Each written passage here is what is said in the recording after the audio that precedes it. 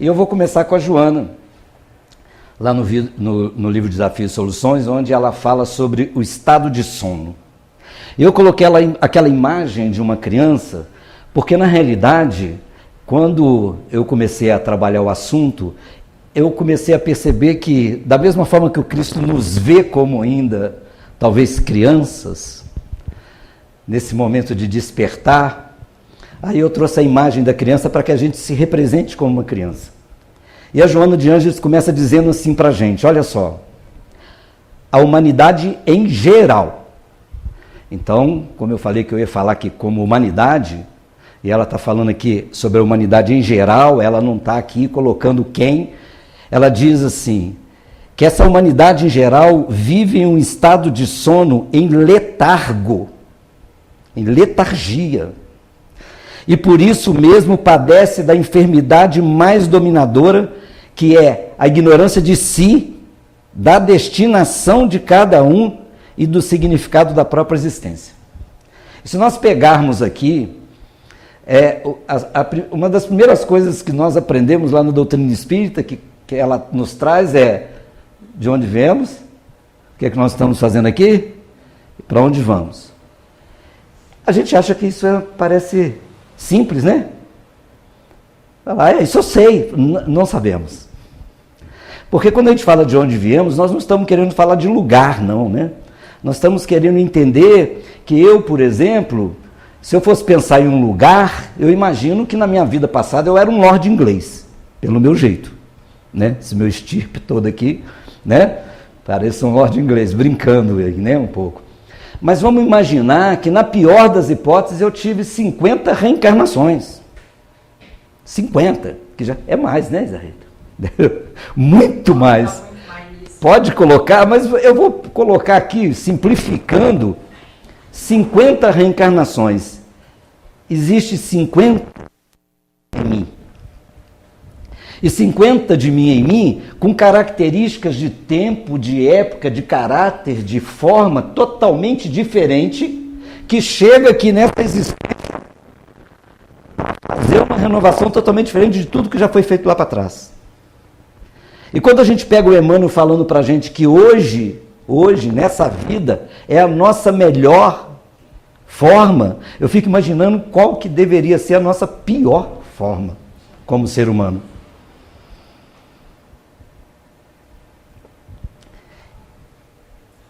E a gente pergunta, o que nós estamos fazendo aqui? Já que eu sou esse espírito reencarnante, que me mergulhei de novo aqui na carne, mais uma vez, com 50, 100, sei lá, quantas encarnações, o que eu estou fazendo aqui? O que é essa realidade?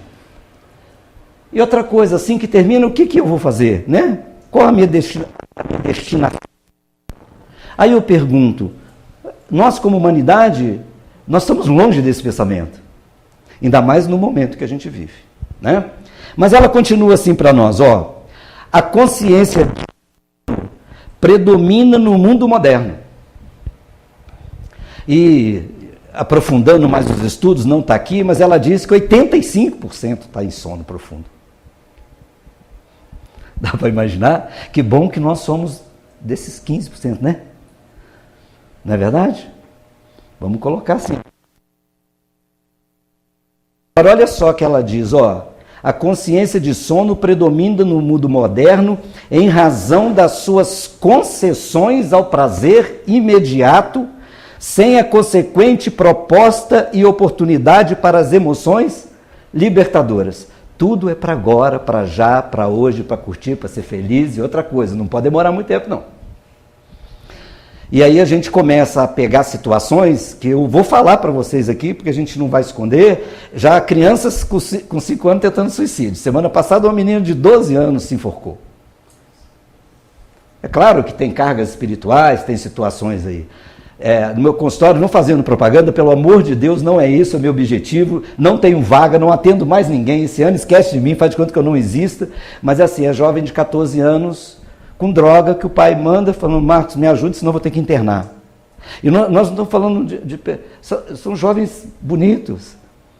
Para você ter uma ideia, eu atendo jovens que estão na evangelização do Fé e Caridade, que está mergulhado em situações horríveis, vício de jogo na internet.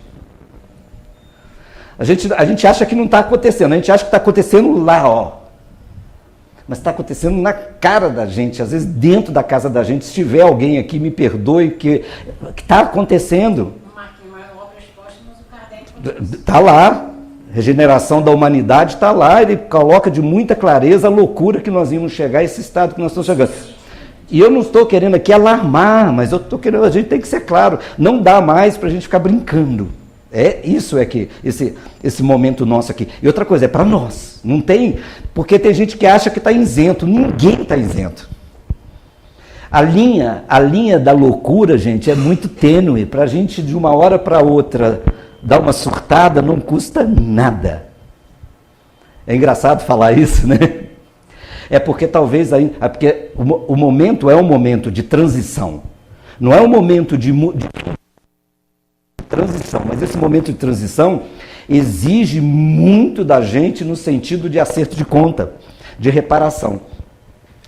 Porque às vezes as coisas podem cair no colo da gente.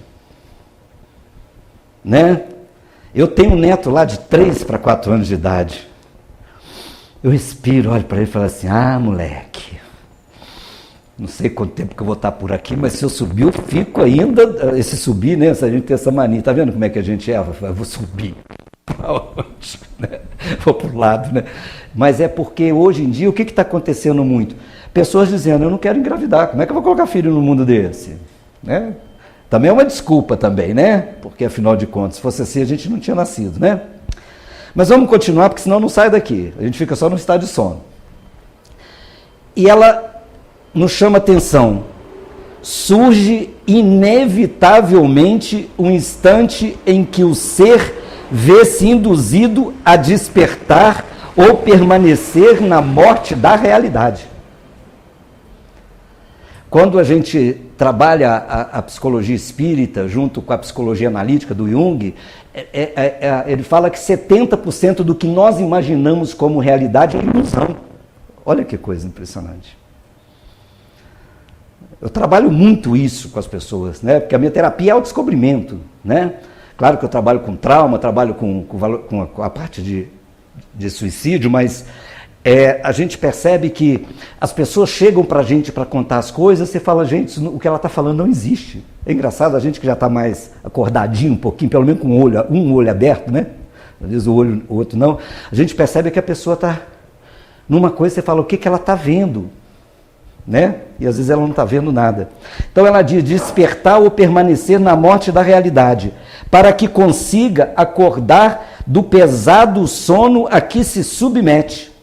É necessário todo o empenho possível de modo que possa arrebentar as cadeias que o vêm atando ao processo de autocompaixão, de infelicidade, de autodesestima e de desrespeito para com ele próprio. Então percebe que aqui é um trabalho muito íntimo, porque as pessoas estão deixando de ter o respeito. E aqui não tem evangelização, né? Eu estou falando isso aqui, gente, porque a gente tem que despertar juntos. Nós estamos juntos aqui, como espíritos e como humanos, aqui no sentido geral. A quantidade de criança com 5 anos, 4 anos, falando coisas com a mãe, sim, mãe, outro dia uma chegou perto de mim, num atendimento fraterno, falou, meu filho de 4 anos pegou um saco plástico, chegou perto de mim, mãe, põe a cabeça aqui que eu vou sufocar a senhora. O outro chega lá, a outra chega e diz que mamãe, eu fico doido com você e o papai brigar, eu fico muito feliz.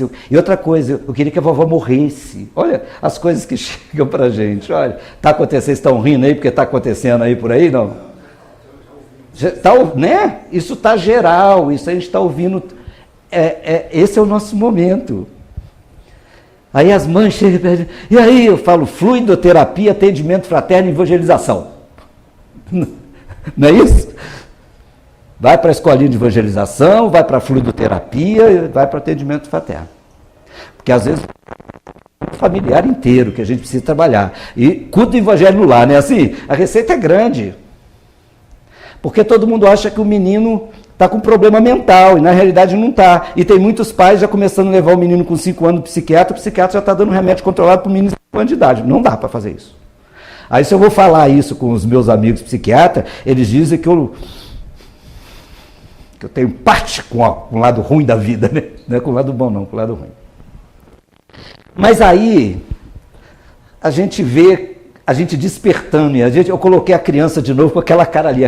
Isso é mais ou menos a gente na segunda-feira, né? Que a gente fala, meu Deus, lá vai nós de novo, né?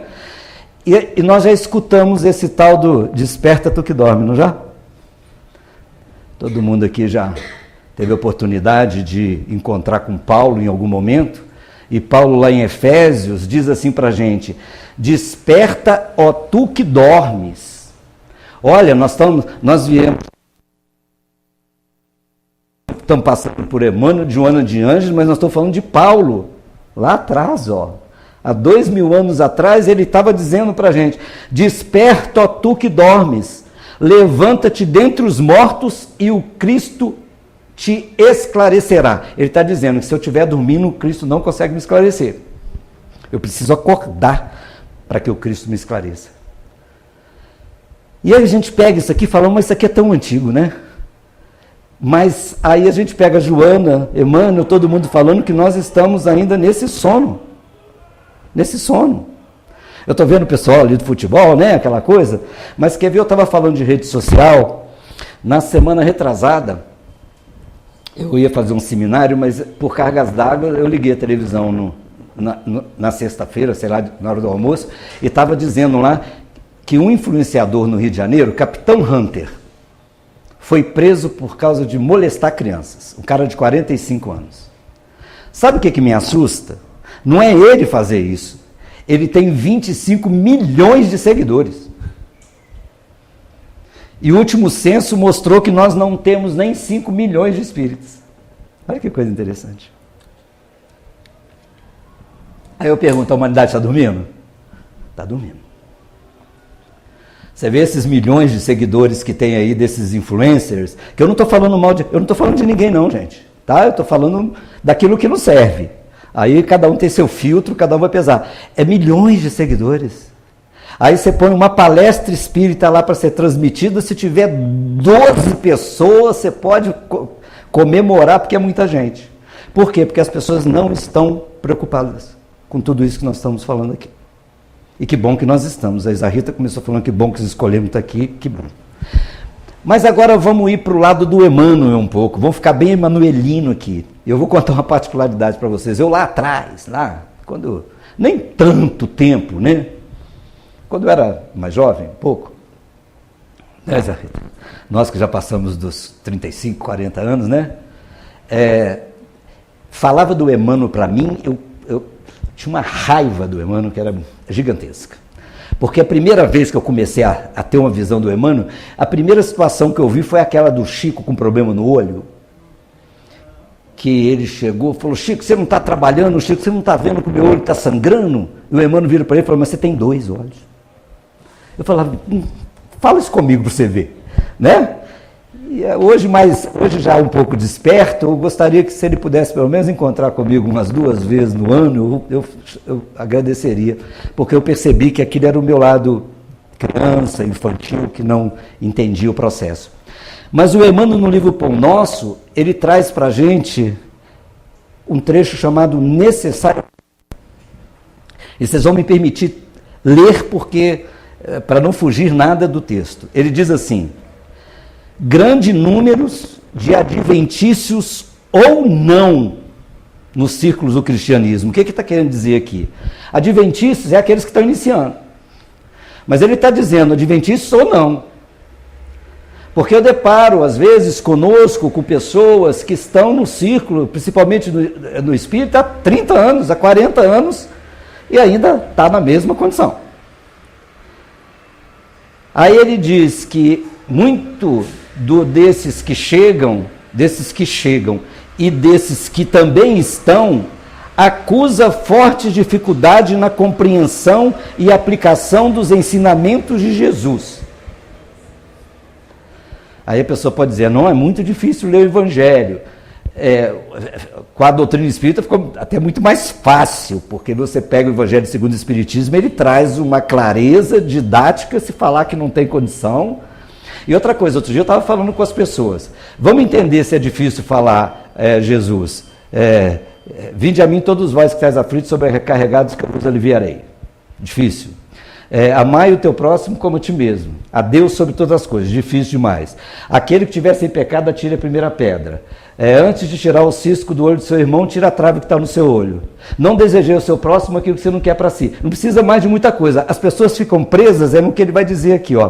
Alguns encontram obscuridades no texto. Tem gente, outro dia eu falei lá no Fé com 2 pessoas, não, porque essa palavra aqui que ele colocou, está no pretérito do passado. Eu falei assim, querido, para de fazer essas questiúnculas pequenas, porque o Cristo não veio trazer isso para a gente. Aí ele está dizendo, outros perseveram nas questiúnculas literárias, inquietam-se, protestam e rejeitam o pão divino pelo envoltório humano de que necessitou para preservar-se na terra. O Evangelho do Cristo é simples. O Cristo é simples. É engraçado quando a gente fala isso. Jesus é simples, né? Tanto que a doutrina espírita, Kardec traz de Jesus a afabilidade e a doçura do Cristo. Ele conversava com homens rudes, pesados, complicados, como nós. Dá para imaginar um Pedro, daqui a pouco a gente vai relembrar um pouco do Pedro, mas dá para imaginar esse todo que ele vivia. Ele vivia no meio como a gente vive, cheio de questiúnculas também, as brigas entre os próprios apóstolos, aquela coisa, porque imagina bem, a gente hoje, será que a gente tem competência para receber um Cristo hoje? Será que a gente tem competência? Se o Cristo vem à Terra hoje, em físico, novamente, o que vai acontecer com o Cristo? Cancelado, né? Não é isso? Não é um termo que a gente vai usar? Vai ser cancelado. Não é? Tem uma série muito interessante na Netflix, que eu não estou recomendando, mas eu vi que eu achei muito interessante, tirando todas as questões da obra, chamado Messiá. Olhem para você ver. É uma alusão de um ser que diz que é o Cristo e veio. E ele começa a fazer a mesma coisa do Cristo, começou a pregar, aí vai lá para vocês verem o fim dele, onde foi. Esses amigos, entretanto, não percebem que isto ocorre porque permanecem dormindo. Então, olha só, não é uma agressão isso aqui que ele está dizendo. Sabe por que a gente está preso a muitas coisas ainda? Porque a gente está dormindo. Porque o Cristo é simples. A Joana tem uma fala que toda vez eu falo aqui, mas hoje eu vou acabar repetindo, que ela diz que ser feliz é simples, o difícil é ser simples. Porque a gente está arrumando tanta coisa difícil para a vida da gente, que a gente acha que a vida da gente é o iPhone. Eu não sou contra ter o iPhone não, tá, gente? A gente está achando que a vida da gente é um monte de coisas que não é. Que a gente está se amarrando em tantas coisas que daqui a pouco nós vamos ter que deixar tudo. De novo, eu não estou dizendo que não é para ter, não é isso. Eu tenho, meu carro é novinho, eu moro numa boa casa, eu trabalho, eu ganho meu dinheiro, não tem problema, ninguém... Porque quando a gente começa a perceber também que existem uns fanáticos dizendo materialismo não tem nada a ver com matéria física do trabalho, do ganho, não. Tem a ver do uso, da forma. Porque tem pobres que, graças a Deus, ele nasceu pobre. Se ele tivesse nascido rico, nós estávamos tudo morto. Percebe que ele está falando aqui desse momento de vítimas da paralisia das faculdades superiores. Olha o que Emmanuel diz, que nós somos vítimas da paralisia das faculdades superiores. E que faculdade superior é essa? Qual a primeira bem-aventurança, gente? Bem-aventurados os pobres de espírito. Essa é a primeira bem-aventurança, o simples. Se nós não conseguimos a primeira bem-aventurança, a gente não passa para a segunda, porque ela é um degrau. Porque a segunda qual que é? Bem-aventurados os pacíficos. Se você não é humilde, você não consegue ser pacífico. E a terceira é bem-aventurados os pacificadores. Então, para mim ser pacificador, eu tenho que ser simples, humilde, tem que ser pacífico para ser pacificador. Aí diz, bem-aventurados os mansos. Para mim ser manso, eu tenho que ser pacificador, eu tenho que ser pacífico, e aí vai subir. Então a gente está no primeiro escalazinho. Eu estou falando assim, estou falando da gente como humanidade, tá? Eu não estou falando para ninguém diretamente. Está muito pesado, gente? Não. Está coerente. Tá bom, né? É porque é isso. E outra coisa, não está apontando o dedo para nenhum de nós, não. Isso aqui é uma realidade, né? E aqui no livro Pão Nosso, ele continua falando sobre necessário acordar, e eu trouxe aqui essa imagem. Essa imagem sugere ali um encontro com alguém, né? Não é verdade? E parece um encontro, parece até crístico, vamos dizer assim, né? Eu coloco essa imagem, eu achei essa imagem maravilhosa, falei assim, nossa, parece Jesus comigo, alguma coisa assim nesse sentido. E eu trouxe isso aqui para a gente poder entender o que o Emmanuel está dizendo para nós aqui. Ele diz assim, na maioria das ocasiões, os convites divinos passam por eles. Eles quem? Esses que estão dormindo, nós, às vezes, sugestivos e santificantes. Porque a gente olha essa imagem, ela é sugestiva, ela é santificante, a gente se emociona, a gente até chora. Mas ele diz assim, todavia, os companheiros distraídos interpretam-nos por cenas sagradas, dignas de louvor, mas depressa relegadas ao esquecimento. Passa muito rápido, aí daí a pouco a gente esquece. E ele continua, o coração não adere, dormitando, amortecido, incapaz de analisar e compreender. É necessário de um mergulho maior. A criatura necessita indagar de si mesmo. Olha só, ele volta lá naquele começo da Joana. O que faz? O que deseja? A que propósito atende? A que finalidade se destina? Faz-se indispensável examinar-se. É com a gente. Não é com ninguém, é com a gente. E emergir da animalidade e erguer-se para senhorar o próprio caminho. Ele está dizendo que enquanto nós estamos nessa situação, nós não somos donos do nosso próprio caminho. É necessário a gente fazer esse levantar. Aí a gente entra, isso aqui dá para ficar falando o resto da vida, né? Porque é muito profundo. E aí, ainda lá no livro Pão Nosso, ele diz assim, acordar e erguer-se. Porque não é só acordar. Porque a gente pode abrir os olhos e continuar deitado. É necessário que a gente ande, que a gente caminhe. E eu trouxe essa foto aqui, essa imagem lá do Ink Dead ali, né? Dos mortos-vivos, para a gente entender isso aqui, ó. Grandes massas supostamente religiosas. E aqui ele dá um supostamente religiosa. A gente tem uma coisa muito interessante, que antes eu falava que eu achava engraçado a pessoa falar que era católico não praticante. Mas eu conheço um monte de espírita não praticante. É engraçado, né? Que hoje também tem. Né? Porque eu vou paradinha aqui, porque eu não ligo de não terminar, não, que aí o Renato arruma desculpa me voltar. A gente não precisa de carteirinha, nem de camiseta, nem de símbolo, nem de nada para quando a gente desencarnar, porque quando a gente desencarnar, a gente vai estar onde a nossa consciência nos levar. Isso que é o grande negócio. Porque tem gente, eu de vez em quando eu dou um puxão lá nas orelhas de alguns lá do Fé Amigo, eu digo assim, querido, para de fazer com troca, com barganha, que o próprio Emmanuel fala que a gente é meio filho misérrimo, que a gente faz barganha com Deus. Vou fazer para você me dar, vou fazer... Não é por isso, vou fazer porque eu vou fazer. Vou fazer porque eu sei que eu sou um espírito eterno e preciso me melhorar para me parar de viver essas reencarnações de tolas, de sofrimento, de ficar vindo, corrigindo o erro que eu cometo de novo. É só por isso, não é porque eu vou para o céu, para o inferno, porque todos nós um dia seremos anjos, o tempo é de cada um. Mas é para a gente não ficar preso nessa coisa. Ele diz aqui, ó, grandes massas supostamente religiosas vão sendo conduzidas através de circunstâncias de cada dia, quais fileiras de sonâmbulos inconscientes. Olha só. E está lá, né, também, né? Fala-se em Deus, em fé e em espiritualidade, qual se respirasse na estranha atmosfera de um escuro pesadelo. Fala de Deus.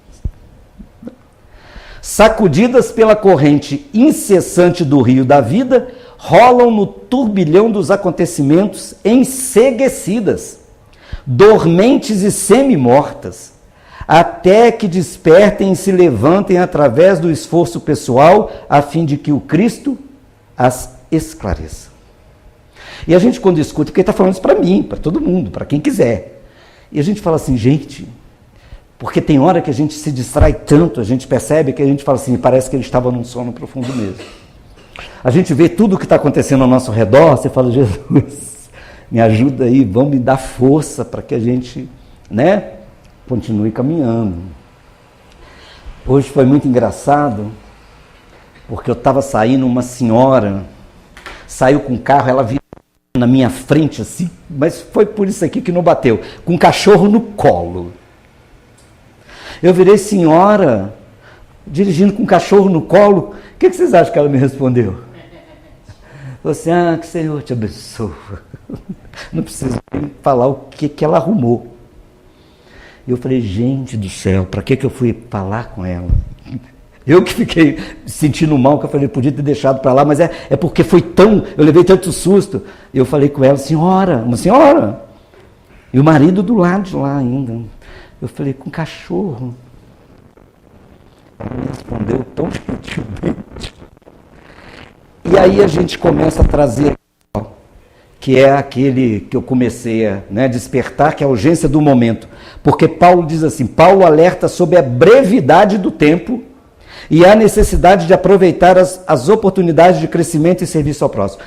A brevidade do tempo, porque o tempo está esgotando sim. Mas esgotando não é porque nós vamos ser exterminados, não. É para a gente parar de sofrer. Ou para a gente... Porque todo mundo está preocupado. Eu vou falar aqui que não tem problema. Todo mundo está preocupado se vai ser expurgado daqui, se é porque ficou aquele negócio do planeta chupão, que ia tirar a gente, arrancar, tal, não sei o quê. Muitos de nós não vamos reencarnar na Terra. Eu não estou preocupado se eu vou reencarnar na Terra ou não. Porque aonde Deus me colocar, eu vou ter que trabalhar da mesma forma. Eu espero continuar aqui, eu gosto daqui. Porque tem uma frase do Emmanuel que diz também que a gente tem que aprender a florescer onde Jesus plantou a gente, onde Deus plantou a gente. Então eu não sei. Isso aí é para quem está desperto. Para quem está desperto, né? Então, ele fala sobre a brevidade do tempo, porque você está vendo as coisas estão acontecendo. Eu não estou aqui fazendo teoria da conspiração, nem sou profeta do Apocalipse, mas nós não estamos nem 50% do onde vai chegar ainda. Nós vamos colapsar. Então a gente está aqui para pedir força. A gente está aqui para ficar acordado para a gente poder, porque nós vamos ter esse momento. Infelizmente, nós vamos ter. Então ele diz aqui sobre a questão de aproveitar essas oportunidades, esse momento. E o Espiritismo reforça que a reencarnação é uma chance preciosa de progresso. Eu sei que o momento é difícil, mas nós escolhemos estar aqui por algum motivo. E que adiar o esforço no bem é desperdiçar tempo valioso, né? E aqui vem uma frase que é muito interessante, que ele diz assim, a noite está muito avançada e o dia vem chegando. A noite representa o período de ignorância e materialismo, enquanto o dia simboliza a era da luz, da verdade e da renovação espiritual trazida pelo Evangelho. E aqui eu até anotei aqui embaixo, ali está escrito ali negação, porque nisso aqui, quando eu estava escrevendo isso, eu me lembrou Pedro de novo, quando Pedro faz a negação com Jesus. Mas eu vou falar isso aqui não com o objetivo de falar de Pedro, nem de dizer que ele estava certo ou errado, não é para a gente entender o que é isso aqui que Paulo está falando para a gente. Quando naquele momento Jesus vira para Pedro e diz assim, antes que o galo cante, você vai me negar 3 vezes, não foi assim? Aí vamos fazer uma análise aqui mais profunda do Evangelho. Que horas que o galo canta? Apesar de que agora a gente não escuta mais galo cantar, né? Mas eu tive lá em Rodeiro, o pessoal falou que lá em Rodeiro o galo canta ainda. Mas o galo canta que horas aqui no simbolismo? 5 horas, quando amanhece, quando o dia inicia, né? É no amanhã de um novo dia. E quando o galo canta e a gente um novo dia, é hora de quê? De despertar. Então Jesus, quando vira para Pedro, fala, Pedro, antes de você despertar, você vai me negar. Porque depois que Pedro desperta e percebe, ele nunca mais negou o Cristo, ao ponto de quando lá, no final da sua existência, que disse, você vai ser crucificado igual seu mestre, igual meu mestre, de forma nenhuma. Porque seria um troféu, não é isso que a gente escuta? Eu quero ser crucificado de cabeça para baixo, desperto. Então, o momento, Jesus não estava falando por causa do galo, olha como que é profundo o processo, é antes que você desperte. E ali Pedro desperta, porque ele percebe, Jesus retorna e diz, Pedro, tu me amas? E aí é o momento nosso também, do nosso galo cantar, né? Que é esse o grande momento. E aí, no livro Fonte Viva, Emmanuel continua dizendo, acordar e erguer-se, há muitos irmãos de olhos abertos, guardando, porém, a alma na posição horizontal da ociosidade. Já sabe, já percebeu, mas adia, diz, não, ainda não. Quando eu aposentar, na segunda, né, semana que vem, não, eu não estou... Outro dia nós promovemos uma menina, vou chamar o termo promover, nós falamos com ela, não, agora você vai fazer parte da nossa equipe. Ela, eu ainda não estou preparado. Eu falei, não repete isso, por favor, porque vai ficar mal para você, pra caramba. Pega o negócio correndo, porque a vaga é boa, o salário é maravilhoso. Vai trabalhar. Não tem preparo, o Cristo, ele não espera que o trabalhador esteja pronto, né? Ele oferece o trabalho. É preciso que os corações espertos se ergam para a vida, se levantem para trabalhar na sementeira e na seara do bem, a fim que o Mestre faça o quê? Nos ilumine. Só para a gente entender isso aqui, gente, não é virar santo, que nós não temos competência para isso ainda não. A gente está um pouquinho longe. Mas é começar a perceber o que está acontecendo ao nosso redor. Eu vou contar um fato, eu não sei nem se eu já contei aqui, mas eu vou contar o que quando a gente começa a abrir o campo intuitivo, porque a pergunta é assim, influencia os espíritos em nossas vidas? A resposta é muito mais do que pensais. Na maioria das vezes, são eles que vos guiam, que vos orientam, que vivem com você. E aí, cadê a pergunta? Mas quem são esses? Você fala assim, é só a sintonia que resolve. Mas teve um dia, lá na minha casa, que todo dia, 11h30, meia-noite, mais ou menos nessa hora, o interfone apertava. A gente chegava lá, tinha alguém? Não. Aí eu falava com a minha esposa, é obsessor, né? Assim, obsessor encarnado, que apertando o interfone, e ficou naquela coisa. E eu moro numa situação que é o seguinte, eu não estou dentro do condomínio, mas eu estou na frente do condomínio, então não tem mais nada atrás a não ser o condomínio. Então, não fica passando ninguém, tem que ser alguém dali. Aí minha esposa falou, nós temos que dar um jeito. Eu falei, tá, eu vou colocar, tem uma câmera ali, eu vou colocar a câmera, nesse sábado de manhã, eu vou colocar a câmera lá para a gente ver. No sábado eu acordei, estou lá, colocando a câmera, estava quase pronto para ligar, de repente veio na minha cabeça assim, não coloca. Eu falei, no mínimo é o obsessor, que está junto com o outro apertando a campainha, não é assim? Mas de novo falou, não coloca. Eu falei, gente... Aí desci da escadinha, aí minha esposa falou, o que foi, desanimou? Eu falei, Cristiano, deixa eu te falar uma coisa. Veio na minha cabeça dizendo assim, não coloca. Ela falou, mas por quê? Não falaram ainda não. Só deram esse recado. Aí eu saí para andando lá, fiz uma prece e tal. Aí eu virei e falei assim, tudo bem, eu não vou colocar. Mas por que eu não vou colocar? Gente, estou falando com toda a clareza que chegou perto de mim, virou e falou assim, se você descobrir quem é, o que você vai fazer? Nossa, que vergonha que eu fiquei, cara. Porque ele quis dizer, você vai brigar? Você vai lá afrontar? Você vai fazer o quê? Você vai guerrear? Você vai... E foi só isso. Olha como é que a coisa é desse tamanho. Porque a gente quer um livro. A gente quer um livro. Tem gente perguntando se não vai ter mais, que agora o Divaldo morreu, não tem Chico, quem vai psicografar livro? E qual livro que a gente está precisando? A gente está precisando de uma resposta assim, o que você vai fazer se você pegar? Eu falei, nossa, aí eu falei com a minha esposa, ela falou assim, que vergonha. Eu falei, então, baixa a cabeça, finge que não é com a gente. Eu saí. Aí depois falei assim, mas me ajuda, como eu resolvo? Ele falou, gente, eles são mais inteligentes, eles sabem de tudo que a gente passa. Ele falou assim, coloca uma campainha sem fio, à noite você desliga. Ficou todo mundo sem graça. Toda noite a gente vai lá, na hora que vai dormir, desliga, acabou o problema. Não sei quem foi, ficou todo mundo sem graça, eu, a minha esposa, o obsessor, todo mundo, os meninos, quem foi, quem não sabe. Acabou o problema. Percebe onde que eu estou querendo? Porque a gente vai... O que eu ia fazer? Eu ia arrumar uma guerra, talvez, desnecessária. Aí, se eu for falar isso para uma pessoa, ela vai dizer que eu sou um tolo. Que eu devia ter visto para processar, para arrumar um problema, para poder pedir dinheiro de volta ainda, porque está atrapalhando meu sonho, danos morais. Senhor, quando a ti que encontras na carne, não durmas em espírito, desatendendo aos interesses do Redentor. Levanta-te, esforça-te, porque é no sono da alma que se encontram as mais perigosas tentações através de pesadelos e fantasmas. Gente, alguém aqui, reunião mediúnica aqui? Alguém? É muito triste quando a minha reunião lá do Fé, a nossa de sexta-feira, uma reunião de obsessão. Você vê que os problemas que os meus irmãos estão passando do outro lado são os mesmos problemas que nós estamos passando aqui. Ok. Influência da matéria ainda, coisas da carne ainda, né?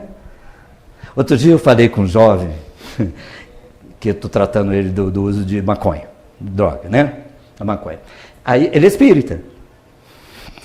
Aí eu virei para ele e falei assim, eu vou conversar contigo francamente, porque você conhece o que eu vou falar. Ele falou, pode falar. Eu falei assim, deixa eu te falar uma coisa. Vamos supor que você desencarna daqui um dia aí. Você vai desencarnar. E quando você desencarnar, lá no mundo espiritual não tem maconha. Como é que você vai fazer para fumar? Aí ele parou assim e falou, você vai virar um obsessor, não vai? Você não vai procurar quem fuma? Ele, é verdade. Eu falei assim, então, e você acha que você está fumando sozinho? Ele falou, né? Eu coloquei 2 antenas parabólicas na cabeça. Eu falei, então acorda de uma coisa que você está achando que é brincadeira. E isso é com todos os hábitos nossos, às vezes, porque eu falei da droga aqui, mas é com os hábitos da maledicência, da fala, do jeito, do viver, do andar, do caminhar, né? O despertar espiritual. Na visão espírita, despertar do sono refere-se ao chamado para a consciência espiritual, deixando de viver de modo automático. Nós estamos vivendo de forma muito automática. Eu não quero ficar falando de celular aqui não, gente, mas celular é um troço maravilhoso. Para quem igual eu, que não teve lá no passado, outro dia eu falei, gente do céu, para ler um livro, ver as... Nossa, não tem nada mais lindo do que a internet, né, para mim. Não é tá aqui ele falando das rádios e tal, mas o mau uso do troço está terrível. Hoje já está sendo tratado como doença. A Organização Mundial da Saúde já pegou a nomofobia, que é chamado nomofobia, da questão do uso do celular. Está sendo tratado, tem pessoas sendo tratadas como drogados, que não conseguem ficar nem um minuto sequer. E fora o que atrapalha a convivência, né? A gente está vendo as famílias, cada um, né? Tem gente chamando para almoçar pelo WhatsApp, no quarto, né? Mandando mensagem, né? Tô chato hoje, não tô, gente? Tô não, né? Vocês são muito bonzinhos. Refere-se ao chamado para a consciência espiritual, deixando de viver de modo automático, materialista ou indiferente às realidades do espírito. O sono simboliza a ignorância espiritual, o comodismo e o afastamento dos valores do evangelho, que são simples. Não tem nada de mirabolante no evangelho. Não pede nada demais. É engraçado, porque não tem nada lá dizendo, ó, você vai ter que remover a montanha. Ele falou, só no dia que você tiver a fé do tamanho de grão mostarda. Você vai poder fazer, ele não falou nem para fazer. O resto ele está dizendo só para fazer o bem, só, mais nada. Ele não pede para que você seja crucificado de cabeça para baixo mais, olha só. Mas ainda está difícil, né? O convite de Paulo é para que cada um desperte para a responsabilidade da própria evolução, reconhecendo que cada dia nos aproxima mais da plenitude espiritual e da verdadeira salvação, entendida como libertação das imperfeições e essa aproximação de Deus, né? Porque a gente acaba ficando um pouco longe de Deus. E aqui, eu vou fazer uma outra lembrança do Evangelho para a gente entender. O Emmanuel, lá no Palavra de Vida Eterna, ele diz assim, não te iludas assim, fixando-te exclusivamente em afirmações labiais. Quer dizer, não é para você ficar falando. Não é porque eu igual estou aqui, que eu vou receber alguma coisa. Eu estou aqui tentando fazer da minha parte, da melhor forma que eu posso. Eu não estou aqui para receber nada demais. E ele diz que labiais de fé no Senhor, sem adesão do próprio esforço no trabalho edificante que nos foi reservado. E aqui ele nos chama atenção, olha só. Sentindo, pensando, falando e ainda nessa ou naquela ocorrência, é indispensável compreender que é preciso sentir, pensar, falar e agir como se o mestre estivesse sentindo, pensando, falando e agindo em nós e por nós. E quando eu estava montando isso aqui, que isso foi lá mais no início do ano, me veio uma outra mensagem dizendo assim, naquela passagem da mulher hemorroíça. a mulher do fluxo de sangue. Que ela sai de 20 anos daquele problema dela e diz assim: se eu conseguir tocar na veste do Cristo, eu vou ser curada.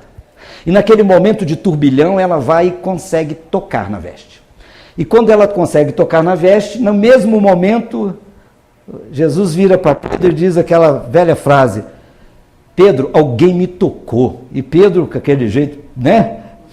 Do Pedro mesmo, disse: Senhor, mas no meio dessa multidão, né, todo mundo te toca. Ele falou: não, mas que de mim saiu virtude. Quando a gente pensa nisso, a gente fala assim: o Cristo tem todas as virtudes, porque ele é o homem integral, ele é o ser integral. Então, Cristo tem todas as virtudes do universo. Mas ele chama atenção nesse momento para que nós, a espiritualidade toca nesse momento para nós, para dizer o seguinte: nós não temos ainda as virtudes do Cristo. Não temos ainda. Estamos a caminho, um dia nós teremos. Mas quando alguém nos toca, o que sai de nós?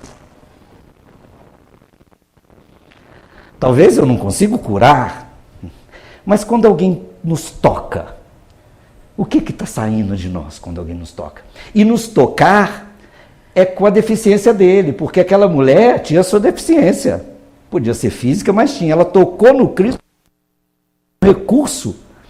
E quando alguém nos toca dentro de casa, um filho, e às vezes nos tocar são esbarrões.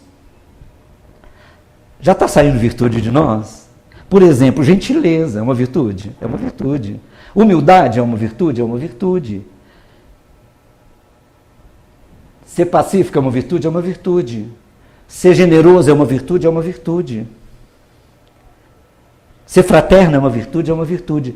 Então, quando as pessoas estão nos tocando, eu estou falando no sentido físico, mas nos tocar é quando ela nos dirige, um toque dela, o que é que nós estamos devolvendo?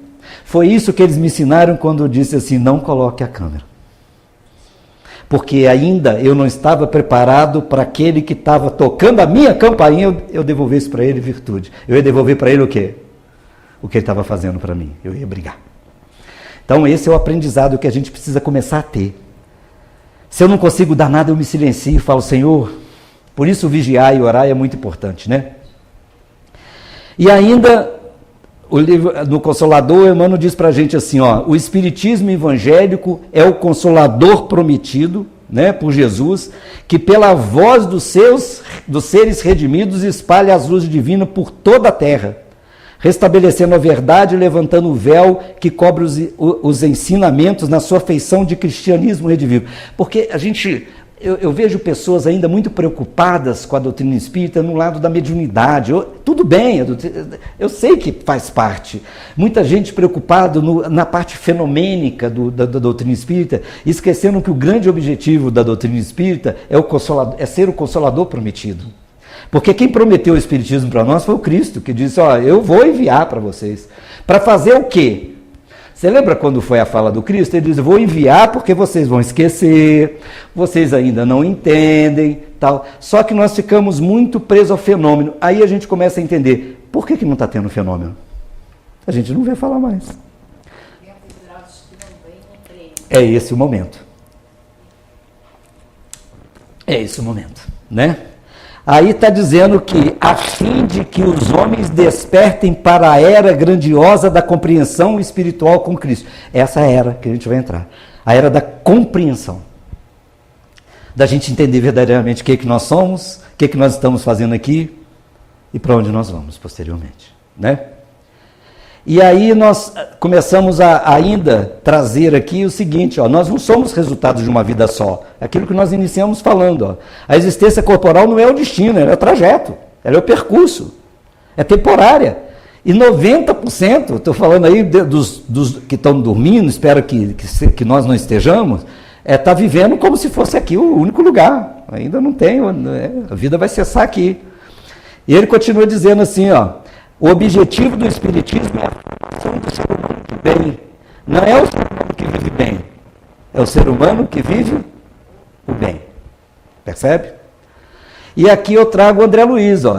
Não foi só Emmanuel, eu vou trazer o André Luiz no livro Nosso Lar, que ele diz assim, olha a chamada de André Luiz, olha, ele diz assim: uma existência é um ato, um corpo, uma veste, um século, um dia, um serviço, uma experiência, um triunfo, uma aquisição, uma morte, um sopro renovador.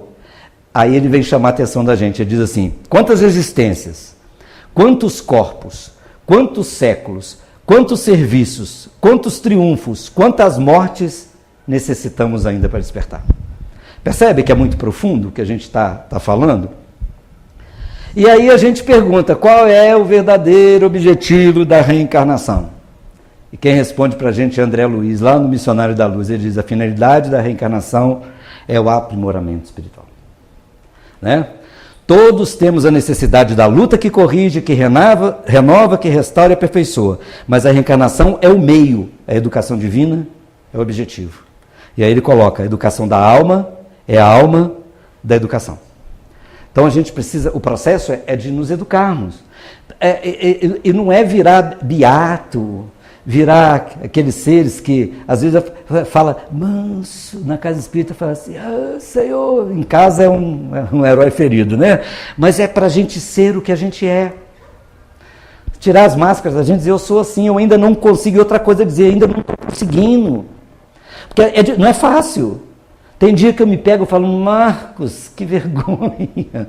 Eu saio de perto de mim, eu me deixo lá. Eu falo, não, você não vai ficar comigo, hoje você não vai ficar comigo. Porque tem hora que a gente se pega num pensamento, numa forma, que a gente fica com vergonha da gente, né? E aí a gente, no encontro de paz e saúde, nos oferece isso aqui, o Espiritismo oferece um valioso arsenal de experiências. Esse é o processo. Né? É claro, a gente tem as benesses, nós estamos aqui, você pode ter certeza que a espiritualidade está fazendo um monte de serviço que a gente nem imagina. Mas é mais do que isso. Eu lembro de alguns livros que me chamavam muita atenção. A Amélia Rodrigues, ela tem uma narrativa, não sei de qual deles, daqui a pouco eu lembro, que ela narra que Jesus foi pego chorando. Lá Pedro chegou e Jesus estava chorando. E aí Pedro chega e fala, Senhor, por que choras?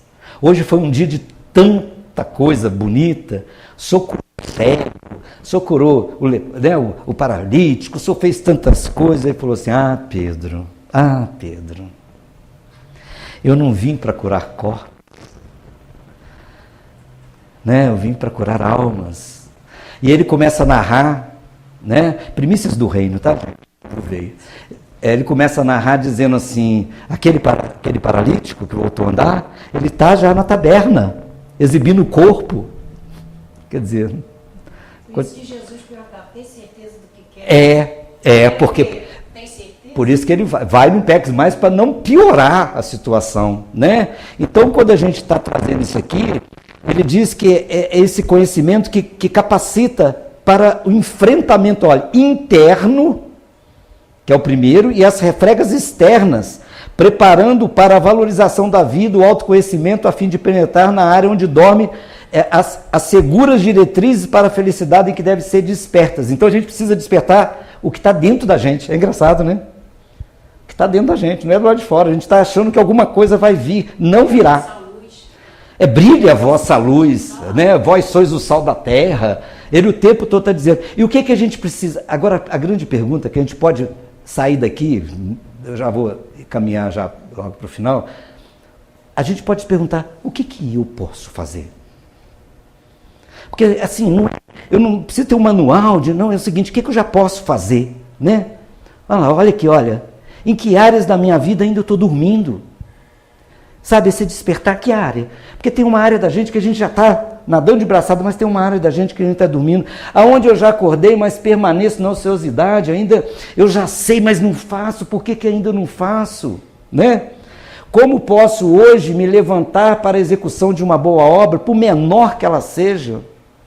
Essas perguntas que parecem simples, mas são essas perguntas. Não é nada de mirabolante. Você não precisa virar presidente do Dom Pedro, não.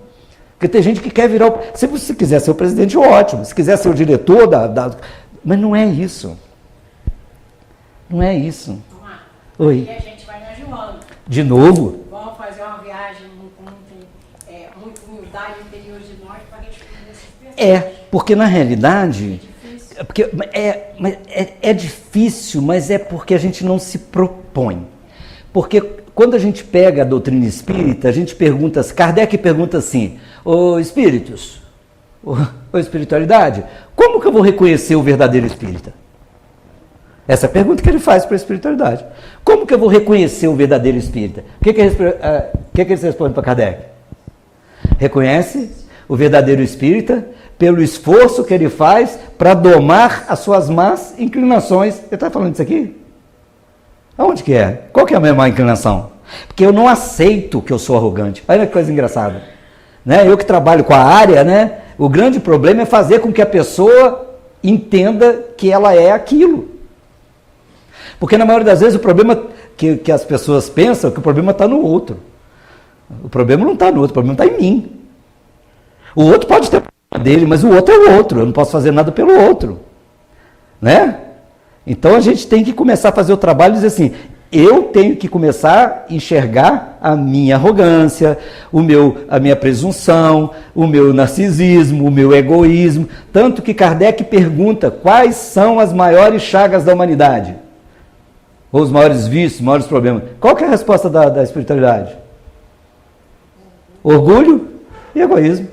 São defeitos, deficiências nossas. A gente precisa trabalhar devagar, com respeito, com calma, né? Agora, a gente precisa estudar, né? A compreensão profunda desses princípios é importante. Eu fico imaginando que tem espírita, que tem 30 anos de doutrina espírita, nunca leu o Livro dos Espíritos, então fica difícil. Esse desenvolvimento da consciência, o discernimento, né, que a gente precisa de ter, o fortalecimento da fé raciocinada, tem gente discutindo coisas dentro da casa espírita. Estou falando de trabalhador espírita, estou falando da minha casa, não estou falando da casa dos outros, não. É sobre aborto ou não aborto. Vocês acreditam que outro dia eu fiz uma palestra igual essa aqui, lá dentro da casa que eu frequento, lá do Fé e Caridade, uma pessoa virou para mim e falou assim, Marquinhos, você, como todos os palestrantes, né, não põe uma imagem de um negro. E falei assim, então você não prestou atenção na palestra mesmo, né? Você está achando que eu para fazer problema de preconceito? Eu falei, Cristo, Deus não escolheu essas coisas, não, para ideologias na cabeça, gente. Quando Jesus fala para amar o próximo, ele não perguntou cor, sexo, hora, que dia, de onde ele veio, qual a língua que ele fala, quem é. E pessoas discutindo, falando que eu escutei isso de gente que está comigo há muito tempo, dizendo que a doutrina espírita precisa se modernizar um pouco. Porque ela está um pouco atrasada, o mundo modernizou, né? Tem gente querendo mudar o evangelho, é gente conhecida nossa, palestrante, falando que tem que mudar o evangelho. Eu falo, cara, nós não conseguimos nem entender, mudar a linguagem, as coisas, né? Eu falo, meu Senhor, me perdoa, me leva para o umbral. Aí não, é nessa hora. Me leva, Senhor, para o umbral, porque está difícil ficar no céu, né? Porque Jesus nos convida a uma proposta de renovação, é isso que Jesus quer da gente, só renovar, né? Aquisição de quê? De virtude, olha, para o processo de melhoria. A gente não está precisando de nada no mundo, nós nunca tivemos no mundo tão maravilhoso. Aqueles que já passaram dos 35, 40 anos, igual eu já passei, sabe que você tem um exame, recurso. Em 1980, ter 60 anos era um privilégio. A expectativa de vida era 60 anos. Eu já estou com 64, fazer 65 agora. Cara, eu estou pensando o que é que eu vou fazer com 90. Percebe o que eu estou querendo? Recurso de vida, de tudo que você tem, mas a gente não tem virtude para lidar com isso ainda. Né? Esse é o grande trabalho nosso. E para mim, caminhando para o final, já vou passando aqui, ó, não adianta a sobrevivência da alma além da morte sem o preparo terrestre na questão da vida espiritual. Porque senão ela fica sem nexo, ela fica vazia. E esse esforço de habilitação, não dispomos de outro guia mais sábio e mais amoroso que o Cristo. Não tem outro.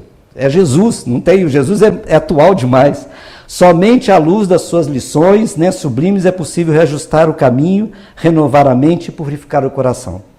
Afeiçoemos, pois, ao Evangelho sentido, vivido e compreendido, o imperativo da nossa iluminação interior. Por que a gente fala isso? Olha só, todos devemos comparecer ao tribunal do Cristo a fim de recebermos de acordo com o que realizamos, estando no corpo, bem ou mal, nós vamos receber.